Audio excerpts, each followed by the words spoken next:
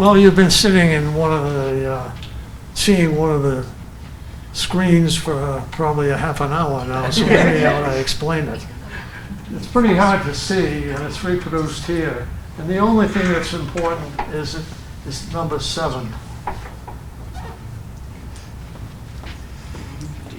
7 states had seceded before Lincoln was elected.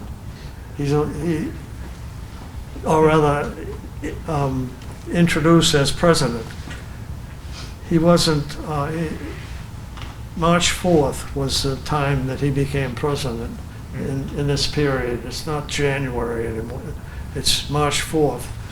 So up to February, 7 states had already seceded, and Lincoln had quite a job on his hands. There was a war that had already started. On January 12th, 2 days after they seceded, Florida seized the naval base at Pensacola, and after Texas seceded, I'll tell you the story about how the United States Army in Texas was surrendered. So the war, as far as I'm concerned, started almost January 12th instead of March 4th, or as they generally say, April 13th, when Fort Sumter surrendered.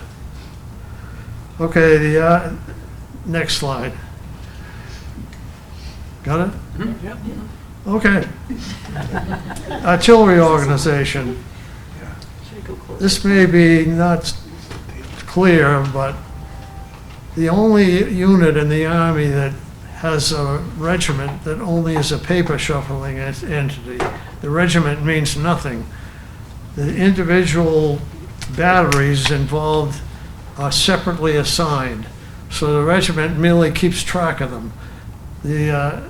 For example, Battery L was in Fort Clark, Texas, while Battery G was in Florida, and so on and so forth. There's more than 1 or 2 artillery units together in one place. During peacetime, it's called the condition of the unit is an instruction, 4 guns and 76 men. And if war begins to show on the horizon, it's called preparation for service. And that's 4 guns and somebody. 100 men. Yeah, 100 men. I can't see the computer, so. Okay, full war organization is 6 guns and 150 men. The category, a foot battery occupies a fort. A field battery mounted is assigned to infantry. A field battery light is attached to cavalry. During the war, Battery L was in all of these roles. What a battery looks like, I haven't got a picture of Battery L, but this is the best that I could do. Here's the Woolman Nims 2nd Massachusetts Battery at the barracks in Baton Rouge in 1863.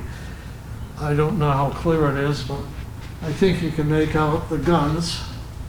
The horses aren't there. I think there's 2 horses on the left. It's a lot of heavy equipment. The gun weighs almost a metric ton, 2.2 thousand pounds. That's a lot of stuff for a horse. 6 horses pulls it. Okay, it begins. Battery L, being the regular army, was in the war before, during, and after the war. So it saw how the war grew, and it grew fantastically. When they first started in 1860, the regular army consisted of 16,287 men.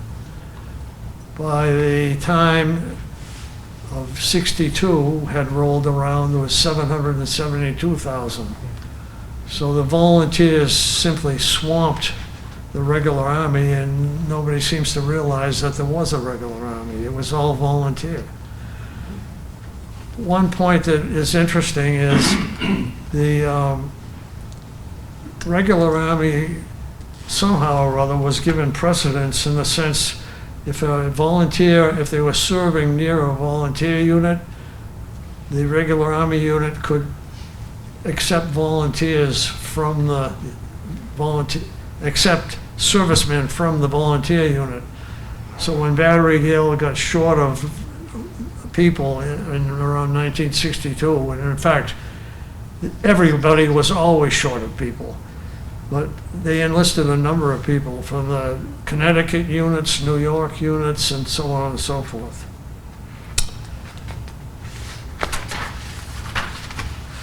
On September 29th, 1860, Battery Hill was ordered to Fort Duncan, Texas.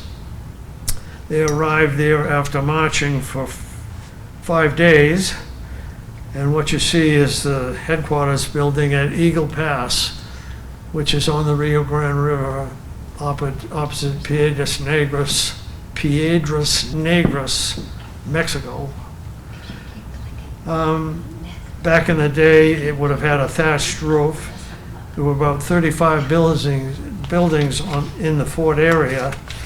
James Buchanan was president, as I pointed out. And February 1st, Texas seceded. February 8th, the Confederacy was formed. February 9th, Jefferson Davis was elected president.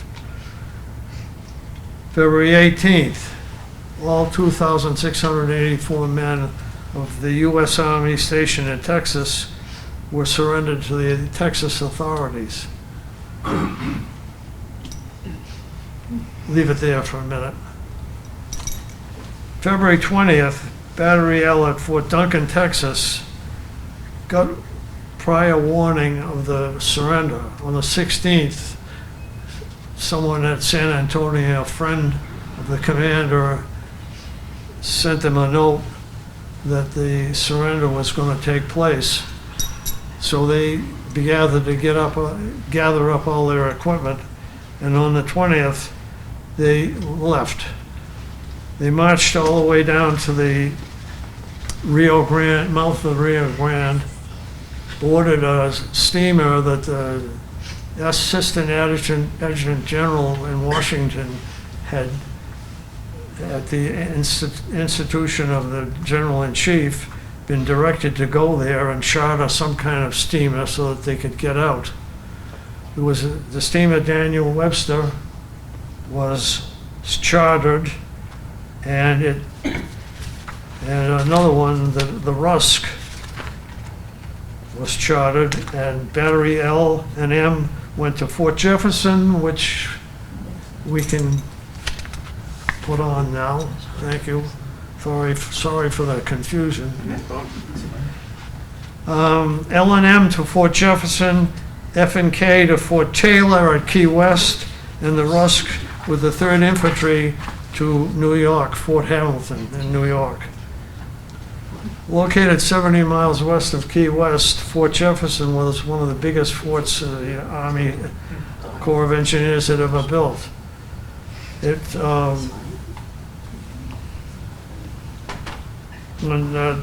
finally,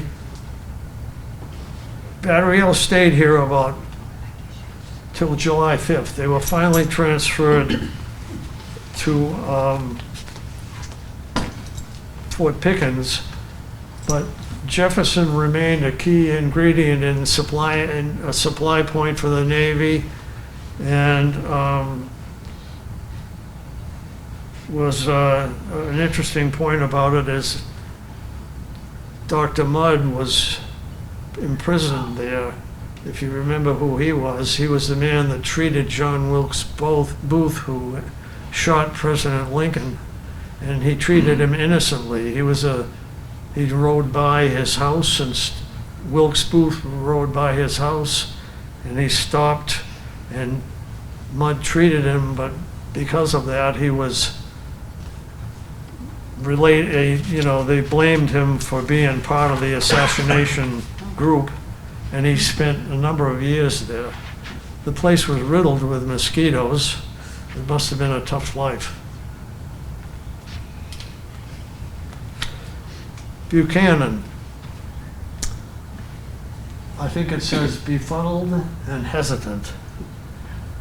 He thought that the Constitution gave him no right to do anything about anybody seceding, but then again, the Constitution didn't give anybody the right to secede. What kind of a pointless position is that? Do you want the country to fall apart just because you can't decide that something isn't in the Constitution? So anyway, his secretary, in addition, his Secretary of War, John B. Floyd, since 1859 had been sending arms from northern arsenals to southern ones. And finally, when Buchanan couldn't take it anymore, he fired Floyd in December, but the damage was done. There were thousands and thousands of small arms shipped in the period of 59 to 60. You can see they were planning for the Civil War. This was not a spontaneous thing at all. It was well planned. Next. Okay, we all recognize the man on the left, I hope. The man in the center is Henry Halleck, probably the most disastrous general-in-chief we've ever had. He followed Scott. I'll get to who Scott is in the next slide. But he was from West Point. He was a scholar. He left the Army in 1854, as did many, many people. In fact, Grant, there also on the right, left in 1854 because the Army didn't offer anything. They were going nowhere. There was no budget, and they did better in other fields. In fact, Halleck became well known. He was an author and a scholar. He wrote the California Constitution. Grant, unfortunately, didn't do so well. At his father's leather goods store, he was, shall I say, useless. I don't know. I can't understand it. But when the war broke out, Halleck offered his services to Lincoln, and he was immediately accepted because his scholar stature, writing on various theories of war and so on and so forth, made him a candidate for a major general's commission, which he got. Grant wrote his letter offering his services, and it was never answered. Here's the man who's now General-in-Chief in 1864. They thought so little of him that they didn't bother to answer his services. The only reason that he got into the Army was that he and the governor of Indiana lived in the same town, Galena, and the governor knew him. So the governor offered him a simple job in the beginning of training the volunteer Indiana troops. From there, he was appointed colonel of an Indiana company, and finally, when another man that's passed into history, John Fremont, who was commander of the Department of the West and soon relieved as the war began, because the reason he was relieved, he issued his own Emancipation Proclamation, and that was too much for Lincoln. It was too early. He just couldn't do that. So they fired Fremont. But Fremont promoted Grant to a brigadier general's position and gave him an office in Cairo, Illinois. The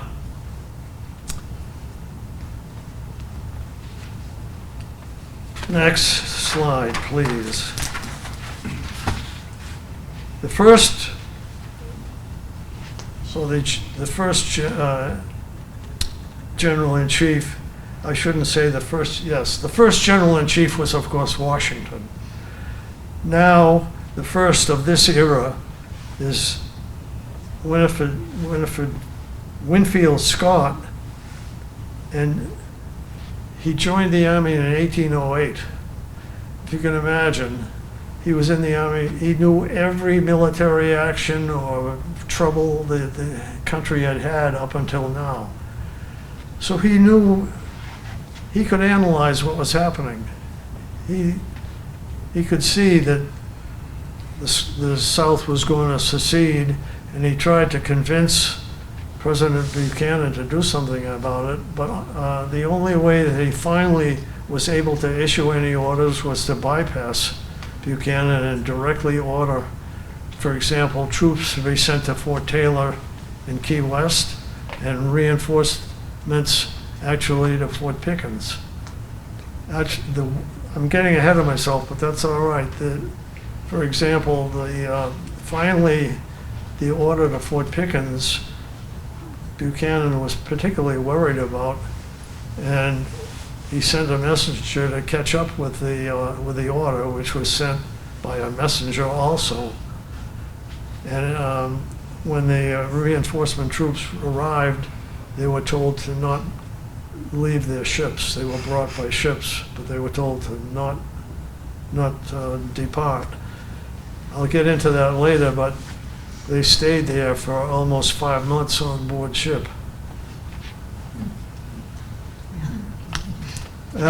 So anyway, I get to the issue here. He issued this basic strategy of the war, and the picture is a mockery of it. The press created it, but it was a pretty fair approximation of what happened.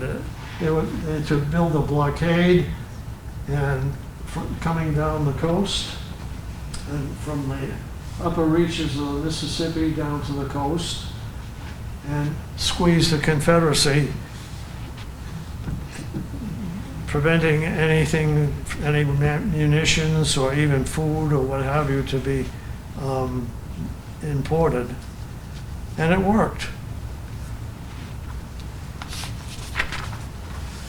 Okay, Battery L's first service. Garrison, Fort Duncan, October 14th, 1860 to February 20th, 1861. And as I said, they escaped.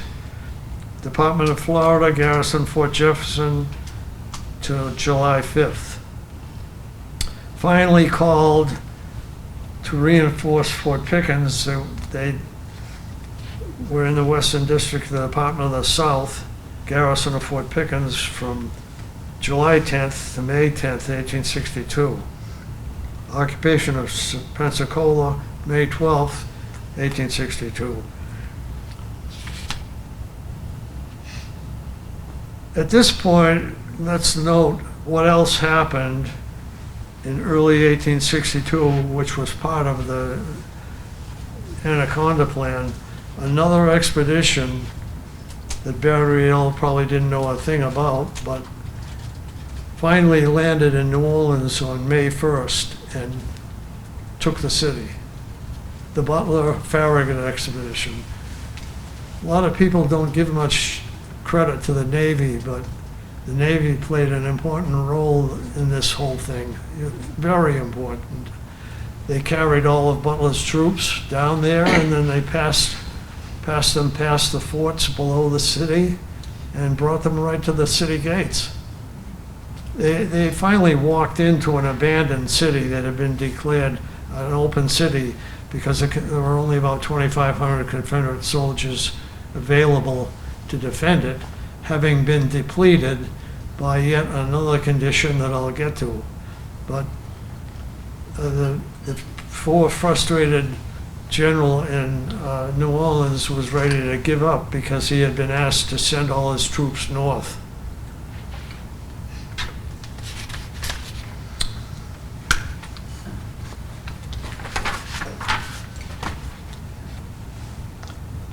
Okay, that's the best picture that I could find of Fort Pickens on Santa Rosa Island in Pensacola Bay.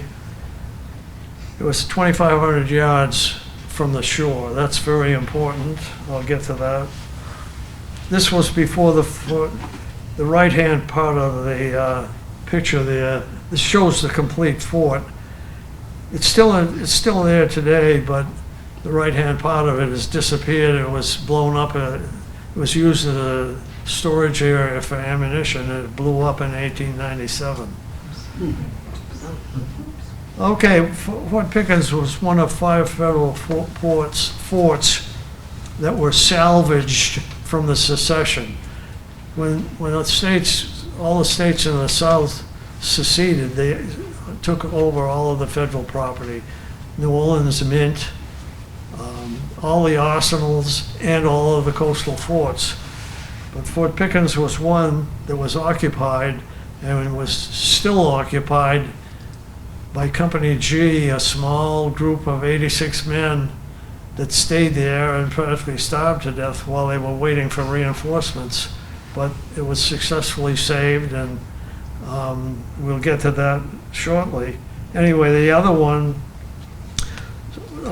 were Fort Monroe, which was already occupied, Fort Sumter, which, if you remember, Anderson moved into and was resisting, and Fort Taylor and Fort Jefferson. Fort Sumter surrendered April 13th, and Fort Pickens was reinforced on April 17th when Harvey Brown arrived with 1,000 troops. The reinforcement that I said was sent by the Buchanan administration was still in the ships until April 13th, and finally they were landed. So now they had about 1,080 troops at Pensacola, and the Confederacy already at Fort Pickens, the Confederacy already had 5,000. So the 5,000 eager volunteers, but were they well armed? No, some of them were even barefoot. Okay, Fort Pickens.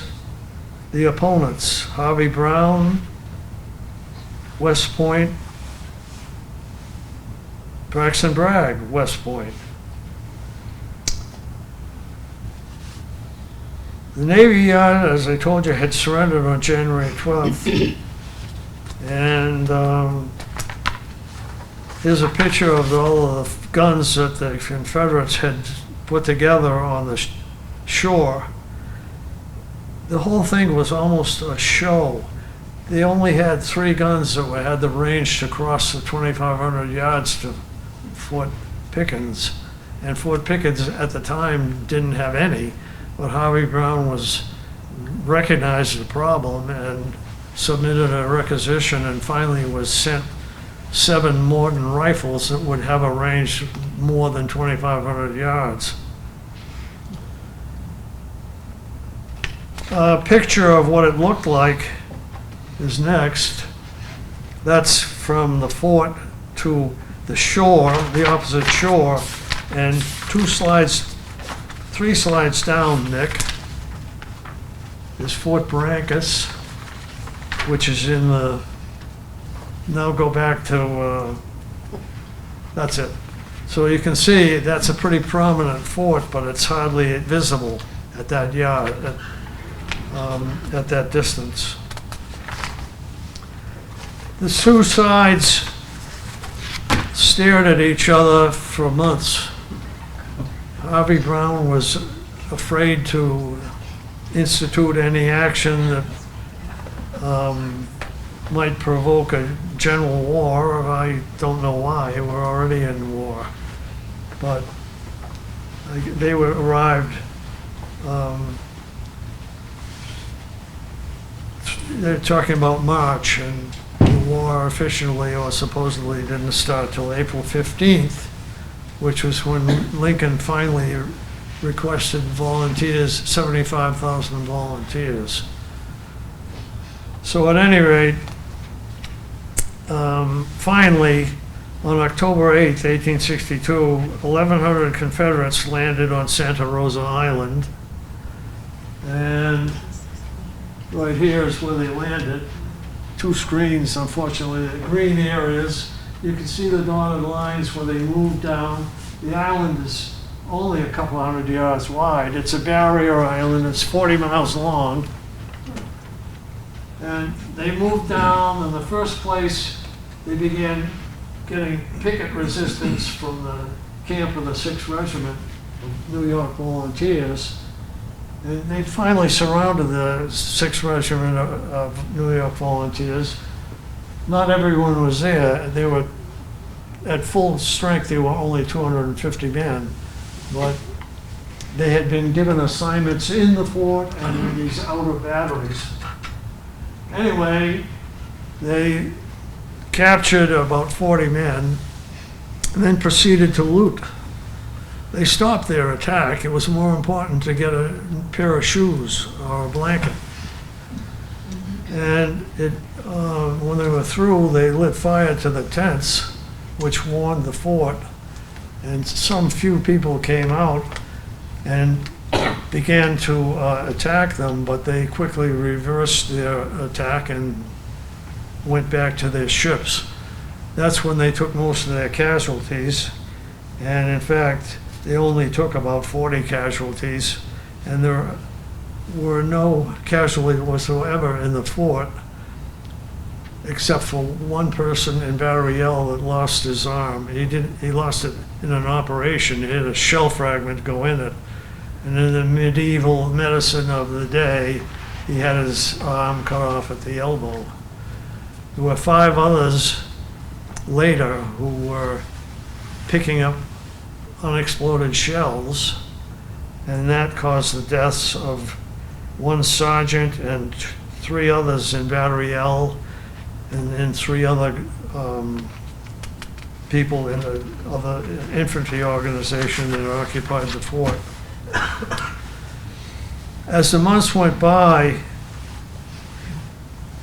Braxton Bragg kept in pretty good communication with the Confederate Secretary of War, Judah Benjamin. And in March of 1862, Benjamin advised Bragg of his concern about the Confederate defense line in the north along the Cumberland River, the Tennessee-Cumberland line over to Cairo, Illinois. And in fact, within very shortly, February 6th, the combined fleet of Admiral Foote in the gunboats, these were specially built by the Army for the Navy and used extensively in the upper rivers. They put fear into the Confederacy. At any rate, Fort Henry on the Tennessee River fell on February 6th, and 10 days later, Fort Donelson fell. At that point, the Confederate War Department was apoplectic. They demanded that Braxton Bragg leave, abandon. And on February 27th, he left, taking most of his troops. Now, why did it take so long for Battery L and the rest of the group at Fort Pickens to occupy Pensacola? Simply because the Confederates thought that they could salvage a little bit of it and stay on, give them a chance to ship out valuable material.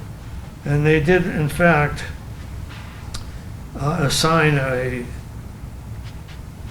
General Jones to do it, but he finally gave up. And when they discovered about the 1st of May that actually Pensacola had been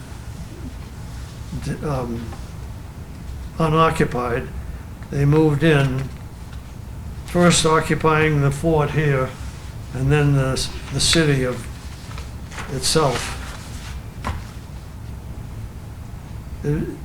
So Battery L moved into the vacation spot of Pensacola. It was a pleasant place. It was the first time they had a chance to drink water from a clean stream and smell the flowers and really have a vacation. It was a perfect time of year. But they had work to do.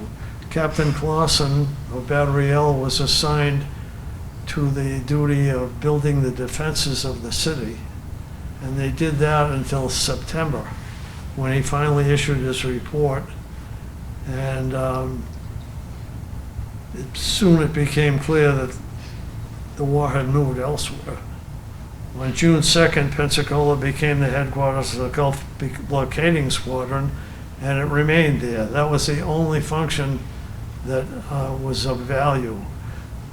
Farragut based his fleet there. On August 8th, the 75th New York moved out. On November 2nd, the 6th New York moved out. And finally, December 24th, Battery L received the order to move to Baton Rouge and got on a ship called the Chi Kang, which was taken over by the government. It was a commercial steamer that was built for the China trade. It was a brand new ship. They arrived at New Orleans on the September 25th and stopped there only for a minute. And they never gave him a chance. The only reason for stopping the 91st New York Regiment that came with them was disembarked. Then they immediately went up the river and finally arrived at Baton Rouge on the 27th. The old Capitol was a beautiful limestone building, really, really nice. And they could see it for miles. And they were also amazed that the levee had raised the level of the river so that they were above the surrounding territory. They were looking down on the plantations as they were coming up. And on the levee stood slaves that had realized that they were coming, and they were given or thrown oranges. They were thrilled with it. Okay, at least we're talk about small potatoes, but it was true. Shortly before leaving Pensacola, the battery was converted to a mounted battery. I hope you remember my shattered description of what the various conditions that these people could be adapted to. Infantry, occupation of a fort, or in this case, mounted, and eventually to the cavalry, but that's later. Shortly, anyway, they were converted to a mounted battery, which meant that they would be attached to infantry. Having absorbed 20 new recruits since October, the battery reached its highest strength since they left Texas. Full war organization with 6 guns, 2 10-pounder Perraults, and 4 12-pounder Napoleons, and 94 horses. Silly as it may seem, they got a new uniform, and a nice new wool uniform. And it was blue and red with light blue red trim trousers, and the only difference was the new coat had 12 buttons and the old coat had 9. There it is. Baton Rouge. Slightly out of order, but anyway, you got the picture finally. Yeah, so I made the comments. The picture on the right is the encampment of Battery L at the penitentiary. They apparently occupied it. And the tents are theirs. It's pretty tough, but you can see their guns lined up in the front. You have to use a little bit of imagination, but it was pretty nice. I'm proud that I consider myself lucky to have found it. It was off of a postcard. That's why it isn't very clear. All right, the summary of Battery L's service in 1863. The Department of the South, 19th Army Corps.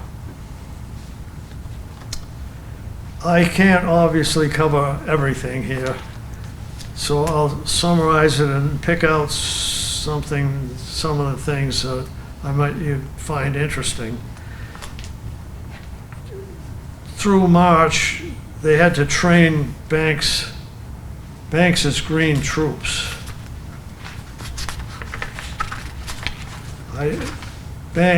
Two slides up is General Banks and his enemy, Taylor, which I'll get to later, but at least they were training Banks's troops. The Battle of Irish Bend, things that don't mean anything, but I'll try to put some meat on the bones and give you a chance to go down through the list. I'll jump ahead and then go back, if you don't mind. The Sabine Pass expedition was one thing that Battery L would rather forget. In fact, in their muster roll records, and these are copies, that's one muster roll, full size, with the names of the troops and the condition, and a space here, which is on this one, is empty, but it's where the record of events goes. At any rate, it was the beginning of an Is all that happening in Louisiana and up the Mississippi? Louisiana, Louisiana. except the Sabine Pass is Texas. Oh. And the point is, they were given I'll get to it, but it's nice to know what you have in advance. I'll give you the secret message.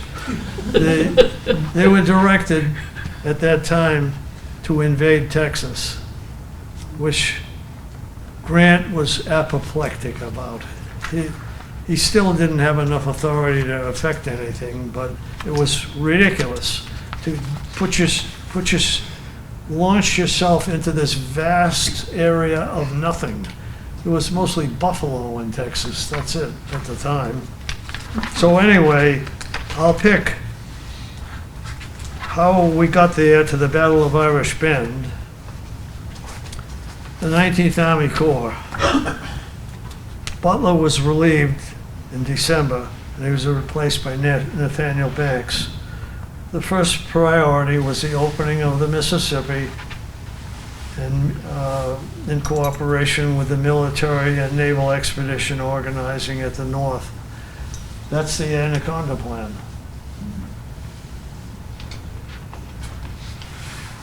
The advance down the Mississippi was the Anaconda Plan in action, something that Confederate planners knew about, and the reason that they reverse the Butler expedition and now Banks going in reverse, but at least to meet the one coming down, kind of surprised the Confederacy. That's why they evacuated New Orleans, figuring that the Yankees weren't coming, but they did. The opponents, General Banks from Lowell, Massachusetts, a political general. He began as a bobbin boy in Lowell.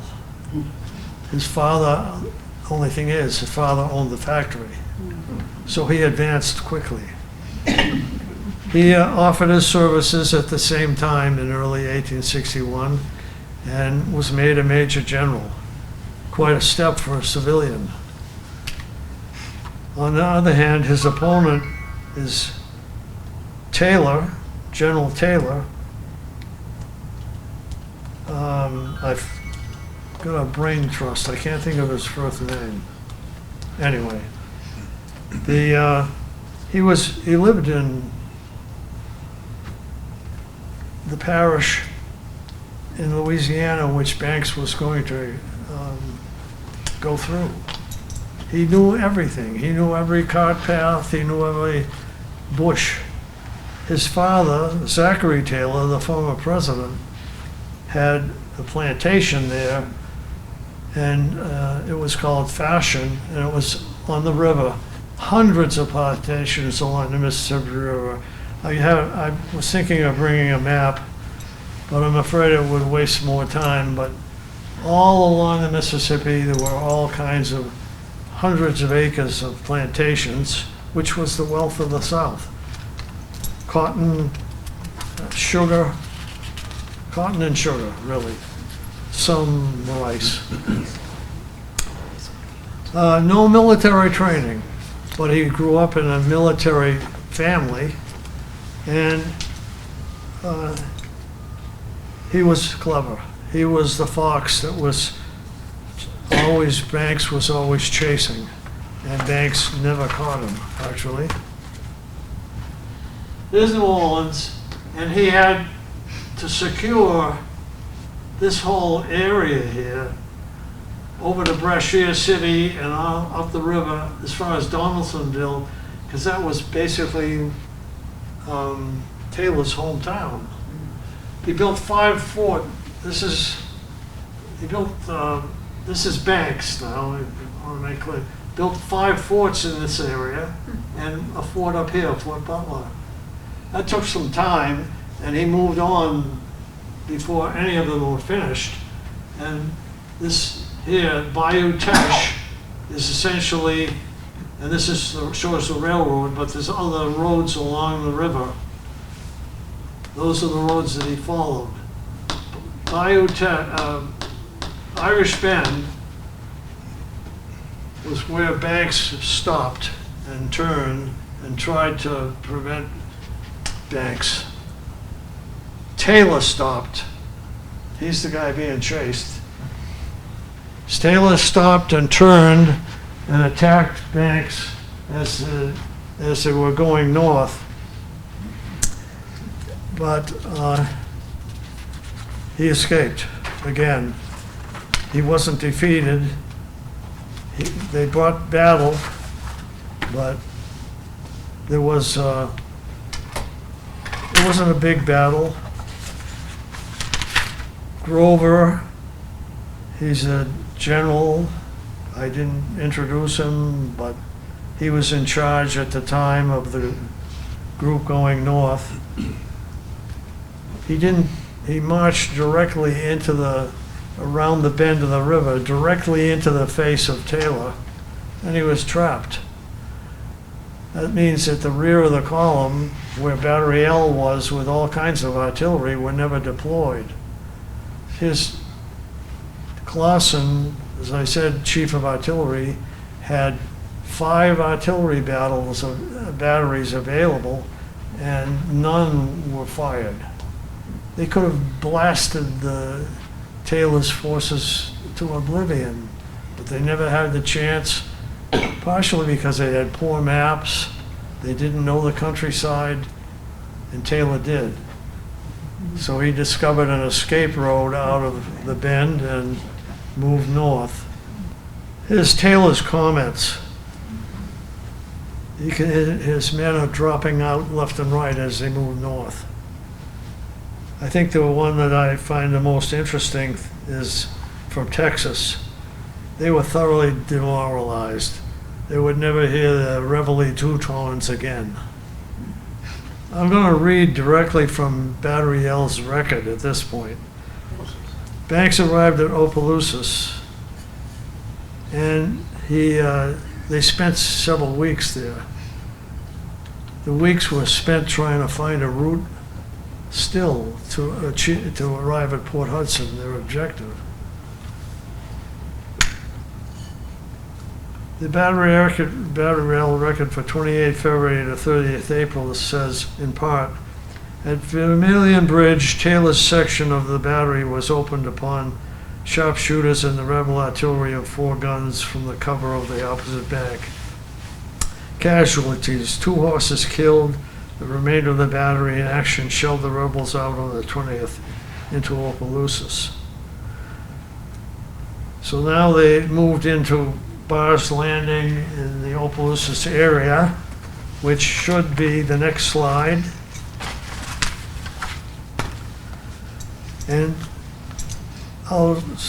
might as well say it was until May 17th before they found a route to Port Hudson.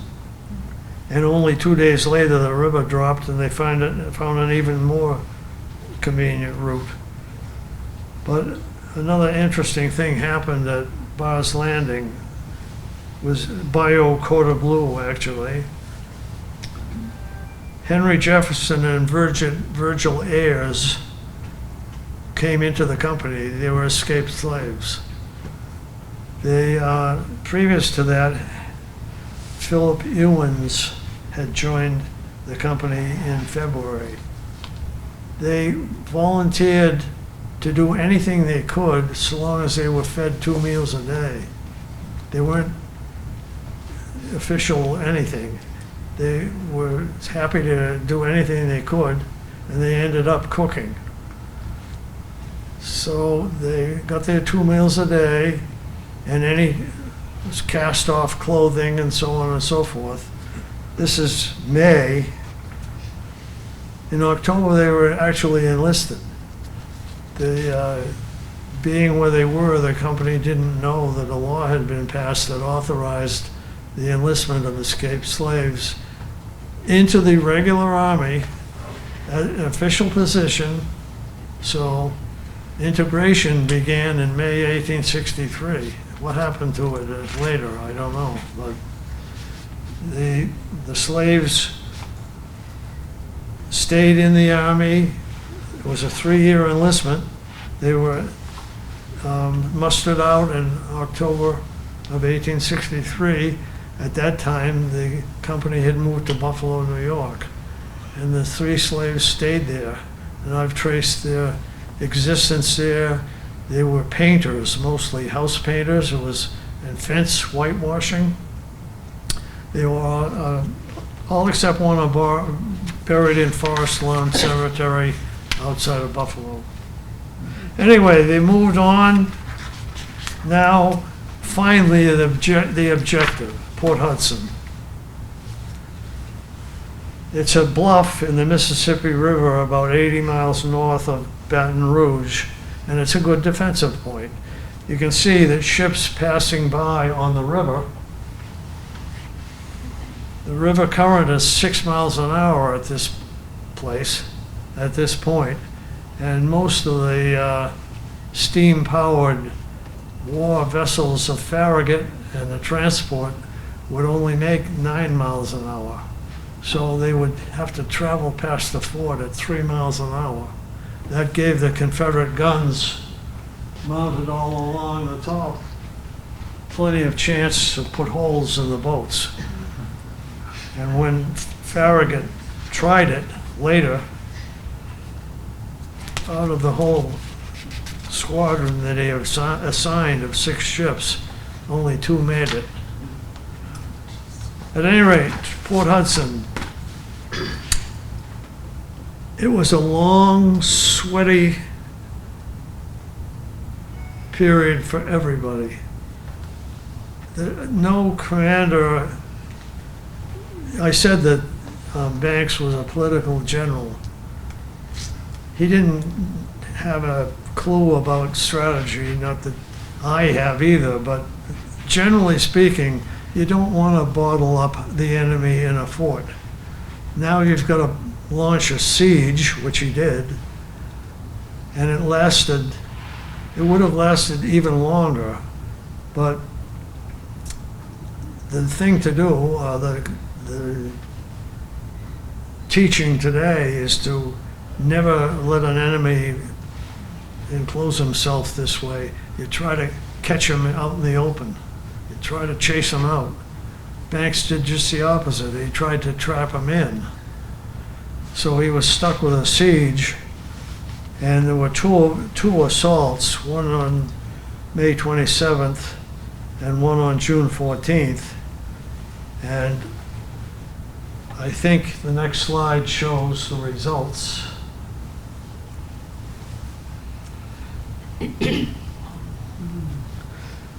Told of the surrender of Vicksburg on July 4th. Coming down from the north, the Anaconda Plan, the forces finally gathered, and this time it was Grant, the Army of Vicksburg, coming down from the north. Grant had captured Vicksburg on July 4th, and when the Confederate defender heard the news, he didn't believe it at first, but they surrendered on July 8th. 4,363 Union casualties. I'll read from the record. Incidentally, the surrender was not a minute too soon because Taylor had now reconstituted some of his troops, got reinforcements, and began guerrilla action.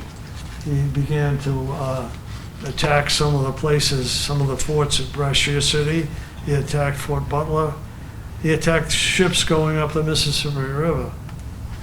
Okay, the record for Battery L for July 31st, August 31st. July 1st, August 31st. The company remained at Port Hudson, Louisiana until the 11th of July, and then proceeded to Baton Rouge, Louisiana, arriving at 5 a.m. on the 12th. This information comes from the Record of Events section. Arriving, where was I? Arriving at 5 a.m. on the 12th. On the 15th, left Baton Rouge and arrived at Donaldsonville, Louisiana. Left Donaldsonville, Louisiana on the 29th and proceeded to Carrollton, arriving on the 1st of August. Left Carrollton on the 9th and took up quarters at the Apollo Stables, New Orleans, Louisiana, and remained there until the present date, October 31st of August, 1863. Not having been given the chance to get off the boat when they first came to see New Orleans, all hell broke loose. There were 20 people deserted immediately, and probably nothing accomplished by the way of maintenance to the rest of their equipment during the period, because everybody went out on a party. If you had been tied up in a sweaty condition like the siege of Port Hudson and had seen nothing else but activity the entire period for a year, I can sympathize with some of these people. The company stayed together, but the 20 deserters never returned. How they did it, I'm not sure. But there was one pretty interesting story. The 91st New York, remember I said that any of the volunteer units would have to submit their people to being enlisted into any regular Army unit. So Enos Deal was of the 91st New York, was enlisted back at Fort Pickens. Now he wanted a new deal. He changed his name to Charles Jones and listening to all the fancy stories in the bar rooms and entertainment areas of New Orleans, he heard about there was some Navy ships in there for repairs, and he heard about the prize money that was offered.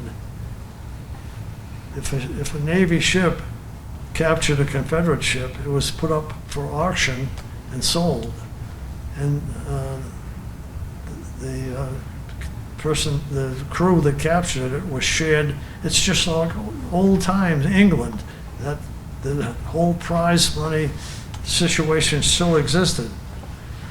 So when Battery L was leaving,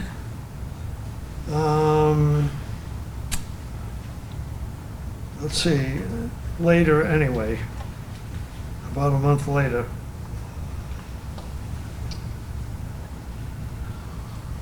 Charles Jones deserted, joined the Navy, became a coal heaver on the Kennebec, USS Kennebec, and in fact made money.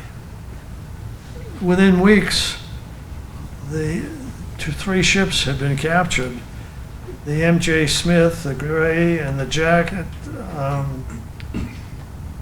I don't have the name of the Gray Jacket. I don't have the name of the third one. And he was still there. The Kennebec participated in the invasion of Mobile, and he made more money. He made so much money that when the pension office finally caught up with him after the war, he was living in British Columbia, and they said, "This is this way you want your pension mailed?" And he said, "No, forget it. Give it to my wife," who he had deserted. "Give it to my wife. I don't need it." Summary of Battery L service. We're back at that. We've gotten through the siege. We've gotten down to Apollo Stables. I talked about the Sabine Pass expedition.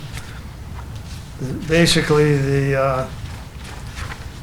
after Port Hudson, Banks was advised by Halleck. Okay. Who was still General-in-Chief at the time.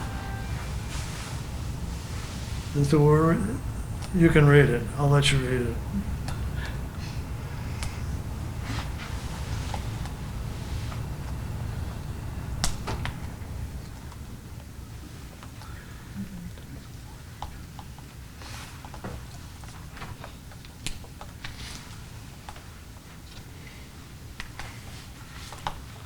Okay.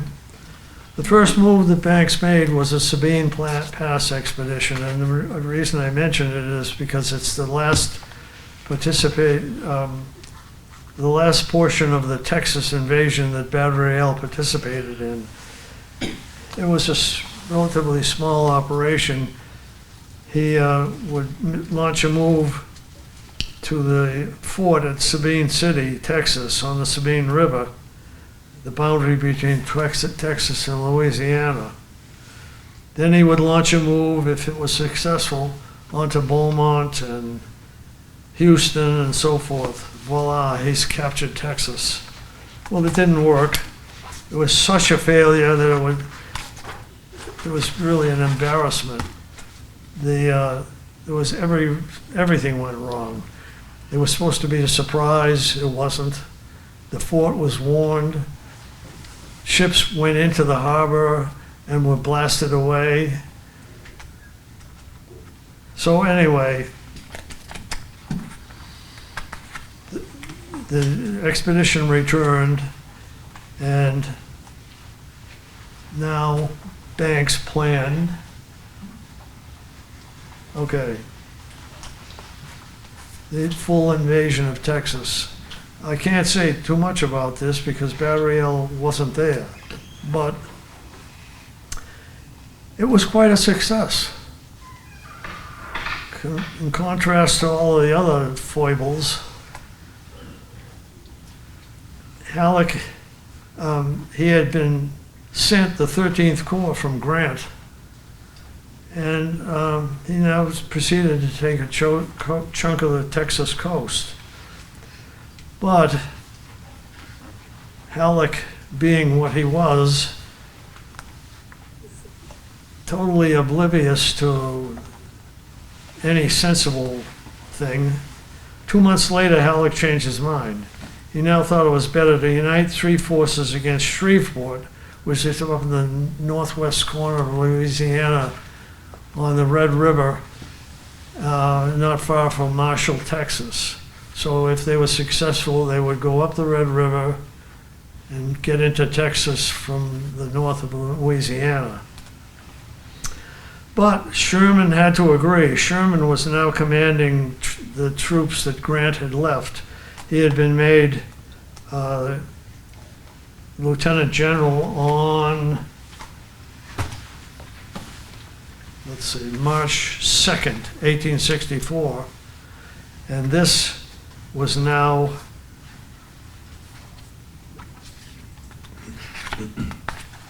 March 15th. Anyway, Sherman agreed, and he lent Banks even more troops. So the total were 23,000 that would begin the Red River campaign. Okay, 23,000. Sherman's, formerly Grant's troops, 13,600, accompanied by Admiral Porter's fleet. I showed you the picture of the kind of gunboats that were available back then, and Porter now commanded the Mississippi Squadron, and he would attach 19 ironclads and 30 transports to this expedition. There were okay, all of this was to converge at the mouth of the Red River by March 17th. Grant was now aware of it. He was disgusted with the fact that this was even going on, and he should have canceled it. But he let it be known that Banks would have 1 month to complete the mission. That's it. If he succeeded, he should turn the troops, the area he captured, over to Steele, another Union general I never heard of and nobody else did, but he occupied Arkansas, and then leave and be part of the planned invasion of Mobile. As written in the Battery Ellis record, I'll read it. Admiral Porter's gunboats advanced on the river, Banks columns abreast. Right after leaving Natchitoches, Natchiotches, it's not up there, is it? Nope. Anyway, after leaving northern Louisiana, the Army diverted from the river and took the narrow stage road west toward Fort Jessup. The Texas Road is written in the Battery Hill record. Banks says it was in a hurry because of the month limitation. It was a sad situation. A greater portion of the road went through a barren pine forest with no water available. They had moved away from the river. They had wagons being drawn by horses, and now they had no water. There was a huge mistake because he moved from the gun as well from the guns of the fleet. The guns of the fleet were a great deterrent to any kind of a trap that would be set by Taylor. On April 7th, the cavalry leading the head of the column ran into a pretty strong opposition. But they were instructed to keep going. On the morning of the 8th, the column was halted outside of Mansfield, Louisiana, at Sabine Crossroads, basically the road to the Sabine River. A reinforced Taylor was about to spring a trap. The Battle of Mansfield, as it was called, attacked the lead elements of the 20-mile long train.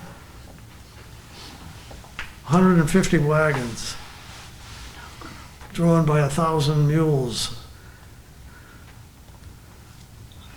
Without the ability to bring sufficient reinforcements forward, the lead was overwhelmed and soon began an uncontrolled rout. It was finally halted at Wilson's Farm, where the elements to the rear had a chance to move forward and at least prevent a total disaster. But the battle on the day following, when they retreated back to Pleasant Hill,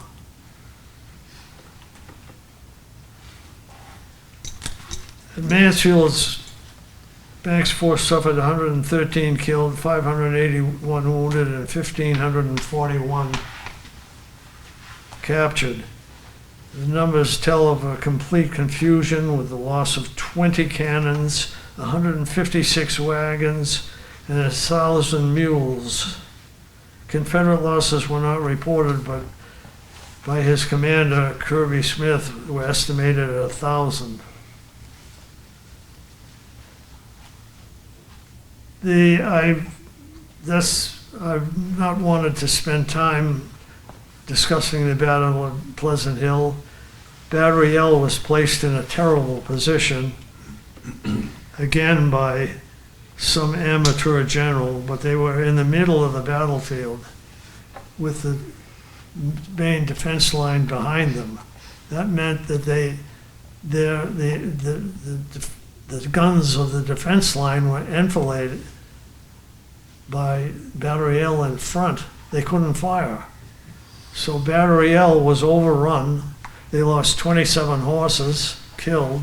If you lose one horse out of 6, your cannon can't move. But they didn't even have time to limber up the cannons and get out. I just published the list of the people killed. One was, for the first time, an officer freshly out of West Point, Lieutenant Sanderson. He's shown as wounded in the list, but the report, it's hard to read, but Sanderson shown as wounded. He died later. Sholto O'Brien, William Smith, all killed. 6 wounded or missing. Sergeant Michael White was wounded and left abandoned. They cut out of Pleasant Hill and left the wounded behind. That's quite the troops were so angry they almost mutinied. They left the wounded behind. They left surgeons back to take care of them, but they were all captured by the Confederates. One of the people captured was Sergeant Michael White. And wounded, he was taken to Camp Ford. He had a chest wound. It couldn't have been a direct hit, but his ribs ricocheted the bullet but tore up his chest. And he was untreated. He never was treated ever for his chest wound, and it later said he was left to live or die. Enlisted at Boston on 7th October 1859. He survived and remained in the Army until August of 1868, when he returned to his home in Ireland. And he was pensioned, and the pension office sent him his $8 a month, which was gradually raised. He was married, had 9 children, all while living on his pension. He died on September 16, 1910, at the age of 78. Others shown here were the 13th Massachusetts Battery, which was attached to Battery L. Nowhere, they don't appear in the record anywhere, not even as attached. Only time any name appears is when even on the record of events, is when somebody was wounded. I apparently imagine that it was not a legal action. They actually attached a volunteer unit to a regular unit. And when, but they did it because there was no commander for the Massachusetts battery. And when they came finally at the end of the campaign, they left the Massachusetts battery there and it found its own commander. But it was kind of interesting to see that it's the first sign that there was difficulty recruiting people. And we'll see more examples of that for sure. They withdrew down the Red River, all the while taking a lot of rear guard action. And the Long March at Alexandria was filled with danger of the falling river. This is a picture that I don't know how easily it's understood, but they built dams on the river so that the water level would rise, and these boats in the back would rise up above the rock bottom and then go through the river, admittedly at a tremendous pace, but at least escape. That was an invention of Colonel Bailey of the Army. And they had as much as 3,000 men working on these projects.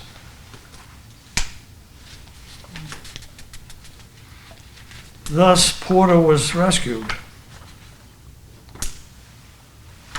Battery L was likely stunned to hear what was in store for it.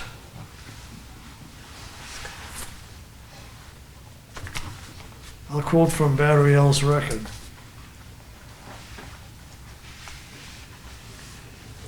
Battery ordered for refit and the mustering of new recruits.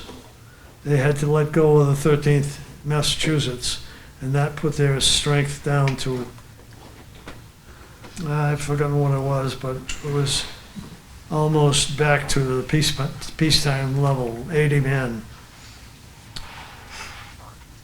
The company left New Orleans on board the steamer Yazoo on July 27th and arrived at New York Harbor on August 4th.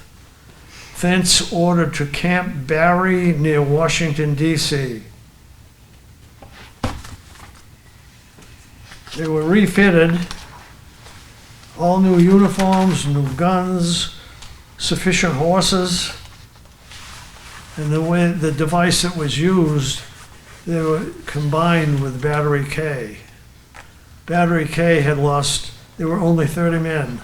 They had been fighting in some of the battles in Spotsylvania and the Wilderness with Grant, and their officers were either killed or on detached duty. They were in terrible condition. But at any rate, the Battery KL, it was now called, and still under the command of Lieutenant Taylor, who took over the command. Incidentally, I didn't mention it, but when Clausen, the captain, who was now major, didn't go north. He was retained in the New Orleans area to be in charge of the artillery in the invasion of Mobile. Remember I said that was what Grant wanted. He wanted to pull this all back and focus on closing the Confederacy up. At any rate, their commander having remained in New Orleans area, the battery was commanded by a civilian appointee. I don't think I've ever heard of that, but he didn't attend West Point. He was appointed from civilian life to be a lieutenant in the Army. That's something that only happened in the Civil War. They needed men so badly, they did it. But he turned out to be a hero. It was very well managed. In subsequent battles, he was commended for the action. In the Battle of Winchester coming up, the Battery L was the last battery to leave the scene and protected the retreating troops. So I can touch on it at least. Anyway, Clausen was assigned, and now the administration was doing anything it could to get troops. Before this KL combination was invented, the original troops, about 300,000 of them that had stayed in the Army, were given the opportunity to re-enlist. Also, all the regular Army units, which never exceeded much more than 23,000, were given the opportunity to re-enlist. And the bonus was $400. The usual re-enlistment bonus was $2. So $400 in 1864, I calculate as worth $71,710. If I use the pay that a private gets today in the Army of $2,319 a month. So $2,300 over 13 is a factor that makes $70,000 bonus. My great-grandfather got the bonus. And that's why after the war, I think he enjoyed the few years that he lived. I'll get to that later, but that's how desperate they were. It's a good thing the war ended when it did, but remember that the attrition rate was also on the Confederate side. If they had some of the major battle, like what came up shortly here, the Battle of Winchester, which I'll review briefly, Sheridan had about 35,000 troops in the battle, and Early, we might as well switch to it, reunited with the 19th Corps. Part of the 19th Corps, 2 divisions, were also shipped north. That's how much worry they had about the invasion of Washington. Jubal Early, the Confederate general, had threatened Washington, and Grant saw to it that the 19th Corps, 2 division of the 19th Corps was sent north. I guess I see Jubal Early and Sheridan on this. Does it come up? Yep. Okay. The opponents, Sheridan and Jubal Early. Sheridan had about 35,000 troops. Jubal Early had 15,000. You never know it, the way he conducted himself in the valley. But if they took the same amount, equal amount of casualties, the percentage was always higher for the Confederacy. If you take 10% out of Sheridan, he's got still enough troops to do much of anything. You take 10% away from 15,000, you have not maybe enough to do anything effective. So anyway, they were assigned to Thomas Devon's 2nd Brigade of Brigadier General Wesley Merritt's 1st Division of Torbert's Corps of Cavalry. They went into action the very same day they arrived, which was the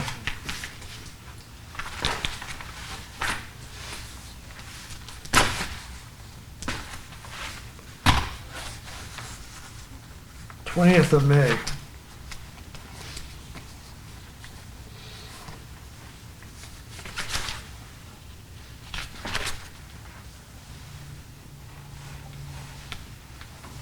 They They were briefly reunited, as it says, and they marched to Hallstown 20th.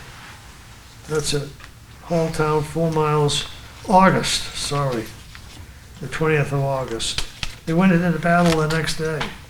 And they were in battle virtually continuously through a number of them. Fisher's Hill, Tom's Brook. Finally, the two biggest battles, Winchester and Cedar Creek.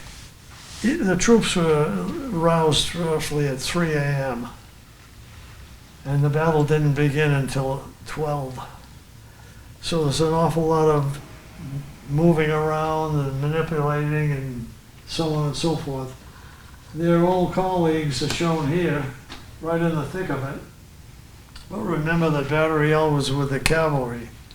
The cavalry were up here, coming from the north, and Custer, Lowell, and Devon camped here. Why they were so far removed is not clear. I never saw anything written about Sheridan's plan, but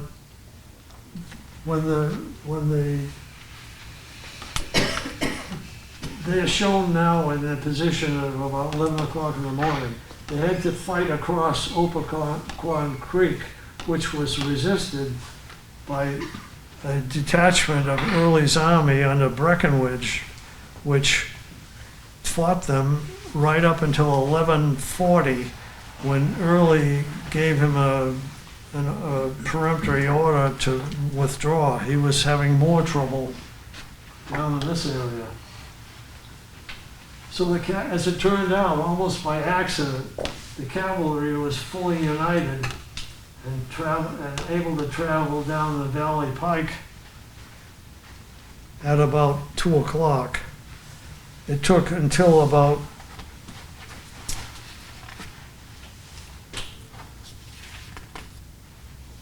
2 o'clock.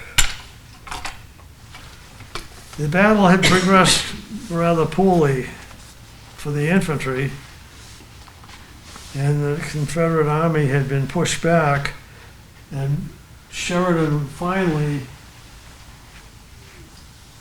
took his reserves and sent them over up this Red Bud Run and into this area. And the cavalry coming down from the north and Crook met.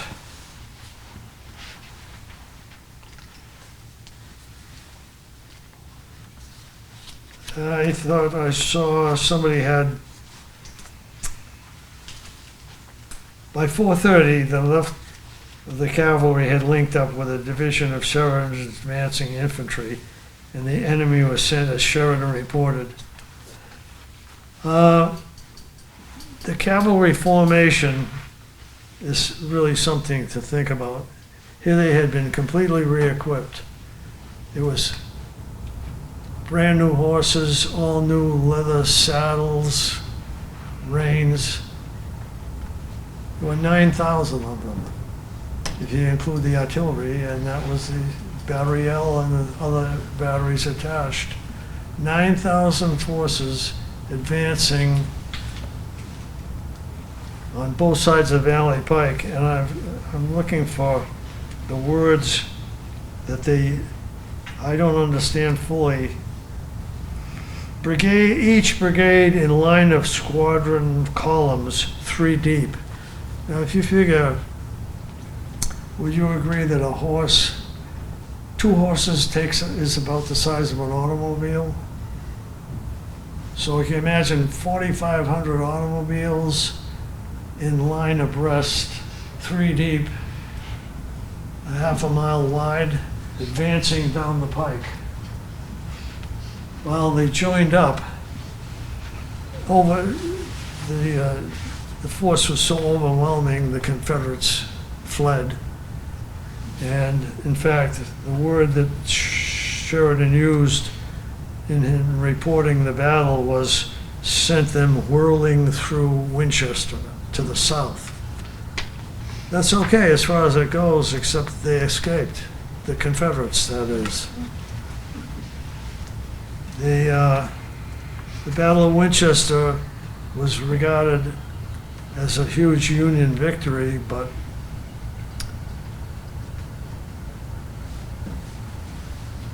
the 19th Corps suffered 2,074 casualties, the 8th Corps 899, the cavalry 451, total 5,023. Early wouldn't admit to what his casualties were, but Sheridan claims there were 3,000 hospitals in the area. It was a massive battle that Battery had never seen before. It was, since nobody was injured, it was quite an experience. The next was Cedar Creek. The casualties were massive. Again,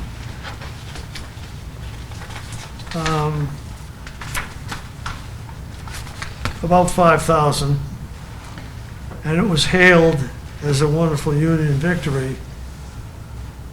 And Lincoln was reelected probably because of the results. That was the last battle that the company was in.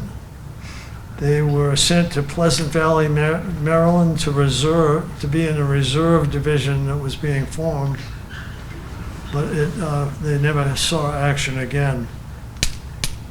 But it was close to the end. It was the end of the war, of course, was April 9th, 1865, and it was still Sheridan, but now attached to Grant. The epilogue is my great-grandfather was mustered out of the Army in 1867. He was not healthy. I think he contracted malaria in Louisiana, but nevertheless, a month after he was mustered out, he was married, and in 1870, my great-grandfather was born. And in 1871, William Edward Scott Simmonds was in a carriage accident in Worcester, Massachusetts, and for some reason he had fainted or fell out of the carriage, hit his head, saw a doctor, said he'd be fine, but a day later he was dead. That was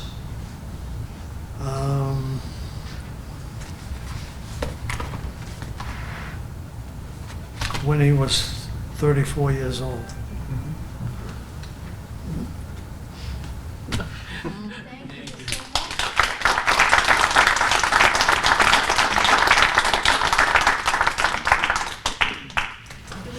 For a few questions? Anyone? I guess they're so tired out they don't have I do have a question. You have a question? Bob, how many years have you been researching all of this? 11, 12. Awesome. Yeah. But it was fun. We traveled. We visited every place. Visited probably every place except Fort Brown in Texas. And do you find that the records for the North versus the South, that one kept better records, or are they both approachable? What about the records? The records of the war Yeah. from the North's perspective versus the South, are they both available and findable, or? Well, there's no perspective. There's the 128 volumes official records, but they don't have an opinion. They just tell the reports and the details that are available. But it's for us to decide what our opinion is. And of course, the South maintained that it was victimized, and it basically kept every advantage it had. The slaves weren't slaves anymore, but now they were sharecroppers. And they were held, the landowners made sure that they was always in debt. So they didn't own any land, They couldn't vote because there was a requirement to own land before you could vote. So what amounts to the South held on to the same structure that it had before the war. That's something that Alexander Stevenson, the vice president of the Confederacy, tried to convince the Confederacy before the war. Don't bother to go to war. You can retain it. They had retained the thing up to then by, they controlled the Supreme Court, they controlled Congress, they controlled most of the presidents. Our own President Franklin Pierce, the Northern State, New Hampshire, he basically did everything. He canceled the Missouri Compromise and approved the Kansas-Nebraska Act, which canceled the Missouri Compromise and said any state can decide whether it wants slavery or not.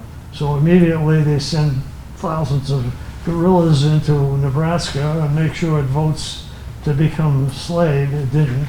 But Missouri and Kansas was a bloodshed fighting afterward. I hope that's an answer. I don't know.